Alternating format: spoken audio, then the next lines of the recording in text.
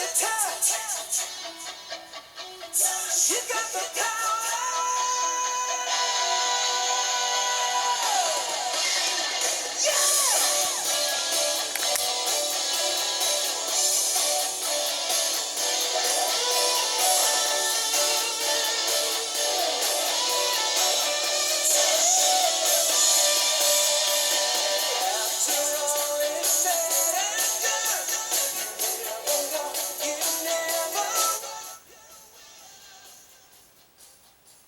And welcome to our second episode of the Movie Dawgs Show. I am your host, William Baxter, and today we are going to be talking about one of my favorite movies, one of my favorite animated movies, one of my favorite movies. It's in my top 10, and Transformers the movie, the 1986 cult classic that had the starred the voices of Eric Idle from Monty Python, Rat Pack member Judd Nelson, of course the legendary Leonard Nimoy from Star Trek, radio legend Casey Kasem, Robert Stack, legendary actor from The Untouchables, Lionel Stanler, John Motosha, who was one of the fastest talkers, if you remember those Micro Machine commercials back in the 80s, guys, and also Frank Welker and Peter Cullen in their respective roles. Scatman Crothers, those who are fans of The Shining, and also it was the last on-screen, even though through voice, performance of the great Orson Welles, who directed Citizen Kane, who rightfully so is one of the greatest films of all time.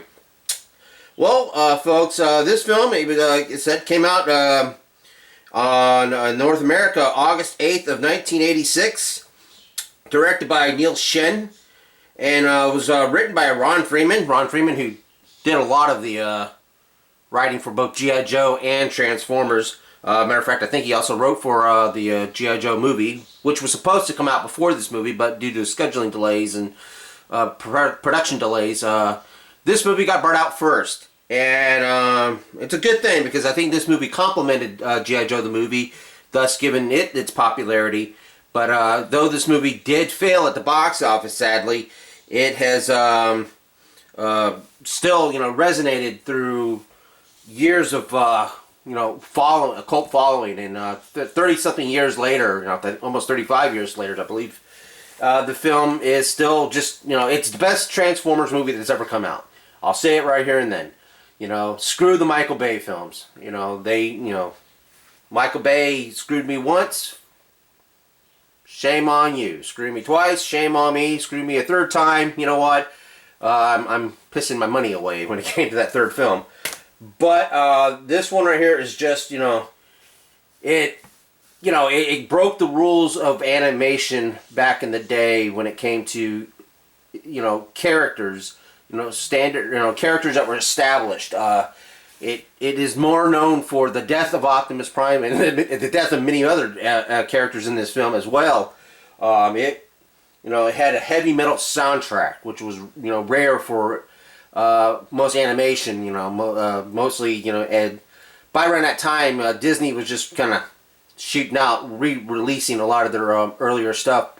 It wasn't until like a couple years later Disney went through their renaissance, most basically through the 90s. But again, it's just, it was just a fun film. I mean, it was basically all the same things with you had on the television show, but the animation, you could tell it was, at the time high def, and you can see the armor, the body of the Transformers, they're shining, and you can see if they had damage, you can see their actual damages and cracks, and it was just so in depth when it came to the feel of of the animation. And as I say, they wiped out a lot of our collection, our first 2-3 waves collection, the 84 to almost the 85 line. Sadly, a lot of characters didn't make it into the movie that were on a TV show, because the movie was being made while the TV show was in production as well. So, but they wiped out Starscream, which was in a cool scene when the Insecticons and a couple of the other Decepticon planes, Thundercracker and Skywarp were turned into other characters, as was the Insecticons. And Megatron was most notably transformed into Galvatron. Galvatron was supposed to be an original character, but they decided, let's have that legacy still go and give Megatron a new likeness and a new identity. And that Galvatron was voiced by, wonderfully voiced by Leonard Nimoy. As far as I'm concerned, a man can do no wrong when it comes to performances back in the day. Hot Rod was, who would eventually become Optimus Prime, spoiler alert, at the end of the film, was voiced by Judd Nelson. Other characters introduced was Ultra Magnus, who was done by Robert Stack in the show, or on the in the movie, not on the show.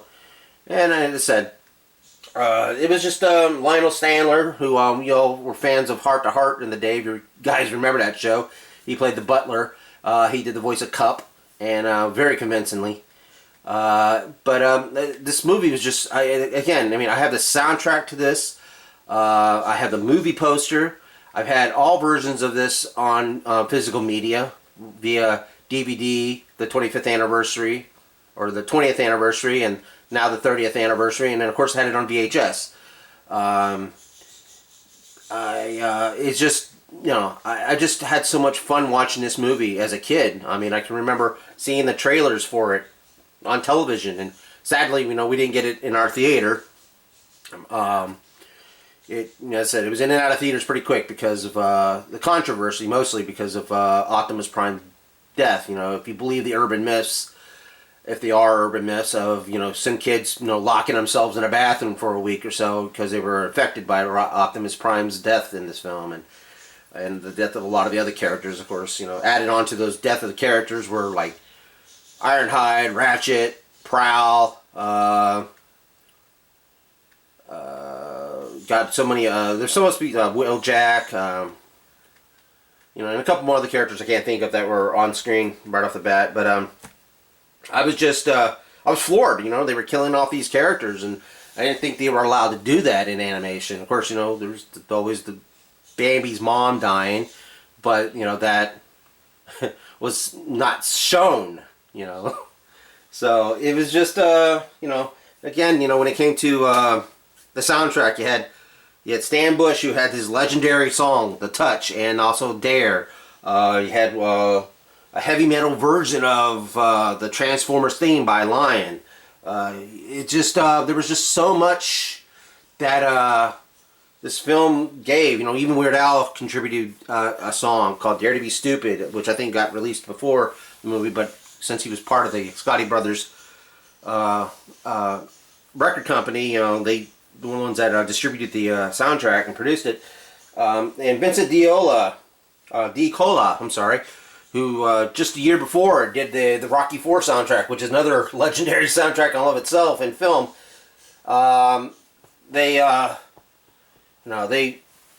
He did a wonderful job when it came to the soundtrack score of this album, which I don't have that, but I do have it downloaded onto my Kindle. But again, it was the movie takes place in the year 2005, which for us was the future. It was like 20 years or so to us, and it just you get to see this giant planet out of nowhere, destroying and eating another robot planet, and you're watching more characters, that they were only introduced in this movie, but you're watching death and destruction before your childhood eyes, in a cartoon movie from a show that was on every day except for the weekends.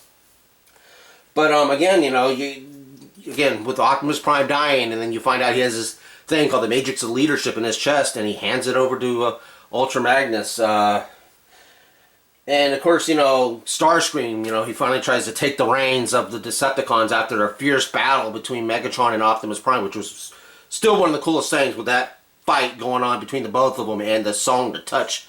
It was just, it's epic. This was the fight that, the big fight that we wanted, the final confrontation between Prime and Megatron, and, it all worked, some people say, Megatron won. He killed Optimus Prime. Well, Megatron didn't favor too well afterwards, when it came to the hands of Starscream. Starscream threw him out of Astro Train, those who saw the movie. And of course, again, Galvatron turned Megatron into Galvatron. But again, just everything, you get to meet the characters, the Quintessons. You got the Dinobots got featured heavily into this film, and though they were in mostly, their dinosaur forms, they were fun. They were fun characters, and they were highlighted perfectly. Though I think that, when it came to the fight with Devastator, they should have whipped Devastator's ass a little bit more in the movie, because, they did it a lot in the show. But I think Devastator was due. So anyway, but enough about this. I'm just I'm just so overwhelmed by this movie and how it's stayed relevant over the years, and how much people still love it. And again, some people still look at it as, this destroyed our childhood when it came to our toys. Well, that's just how it is. I was just again, I can't say so much about so much praise about this film. I'm so, the final battle when the monster eating, the monster planet of Unicron transforms into the giant robot and starts trying to tear Cybertron apart, and then both Decepticons and Autobots have to, unfortunately, come unite together to destroy this common enemy, and then towards the end, Hot Rod grabs a hold of the Matrix from Galvatron and becomes Hot Rod. It's just, you hear Optimus Prime's voice, "Arise, Rodimus Prime," and then he beats up Galvatron and throws him out of Unicron. And of course, that sets up for the pipeline of the following season of the next Transformers season on TV. But this, you see Unicron explode, and then his head's now orbiting around Cybertron, and the Autobots have reclaimed Cybertron, and end of the war has the Cybertronian War has gone, and you have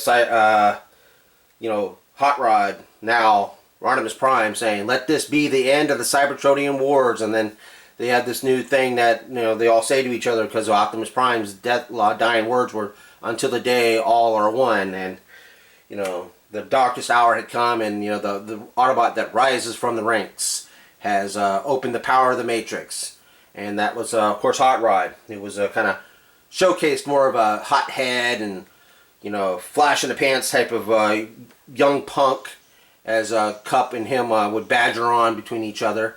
But again, the voices, the characters, worked together. They complemented each other, especially when it came to Cup and Hot Rod. Everything else was kind of a little secondary, but those two characters, they complemented each other well, and they were performed very well by Judd Nelson and Lionel Standler. Again, it's just so notable that it was like even Ron Freeman had written the original Transformers series, advised against killing Prime, saying that it's like killing off the father figure. But of course, they were trying to move product and put new characters out there. Of course, it had long-lasting effects. Of course, when it came to G.I. Joe, the movie, they had to rewrite and kind of redub Duke's death, because Duke was supposed to be killed in the G.I. Joe movie. And sadly enough, Hasbro lost a lot of money between the the film companies, or the animation companies lost a lot of money when it came to the Transformers movie and the My Little Pony movie, which were all produced by Sunbow and Marvel Productions. They lost a lot. But again, G.I. Joe the movie got pushed into a direct-to-video release, and then eventually got put onto as a miniseries. But it's still nonetheless a real good movie. I'm going to talk about that later on as the show goes on. But again, this movie, Transformers, G.I. Joe, a lot of them the cartoons were made to push toys, and that's the reason why the Transformers movie was kind of made and designed in that way to push brand new toys and a new product line. So, but again, that's just, how, that's how the business goes. Like it or not. But, of course, down the pipeline on the following season, they brought Optimus Prime back, only to think that you killed him, and then, of course, they brought him back for good, and then he was back to life, and all is well. But, again, folks, let me know, what's your favorite part about the Transformers movie? Do you have memories about going to see it in theaters? I said I was unable to. But let me know on the comments down below. And don't forget to hit that like button. And if you haven't subscribed to this channel yet, please do so. Support these videos, support this channel, and please support this show because I'm really having fun making the Movie Dawgs show. And I said, I wanted to go through this real quick. I said, this is all of just love this film. I absolutely love this movie. And again, I hate to, I was so jazzed about the Michael Bay film originally, the first one, and but of course they just don't hold up. They can't hold. They can't hold a flamethrower to this movie. This movie is just so perfectly made, and it proved that yes, the robots can be the main characters. You didn't need to focus solely on the live-action actors to try to make this Transformer movie. So. Hopefully that, when it came to the Bumblebee movie, that actually came close to being, sadly that one right there was, I call it a limbo film because you don't know if it's a reboot or not or if that's going to be any more after it, but that was better than all the Michael Bay crap that came out before it and closest to the animated show that it can possibly be. So anyway, again folks, don't forget, subscribe if you haven't. Like this video, share it all over social media the best you can, and hit that thumbs up. That helps this video and this channel a lot. That's your best way to support this channel, folks. Again, I really enjoy doing this, and I hope I hit a lot of marks on this. I hope I'm not running too fast, but again, you haven't seen it yet, folks, and you're curious about it. Check it out. This is a fun animated film. Funner than a Disney film, if you ask me. So, alright folks, don't forget, like, subscribe, share, and thanks for watching, and please, please, keep watching folks. Until then, bye.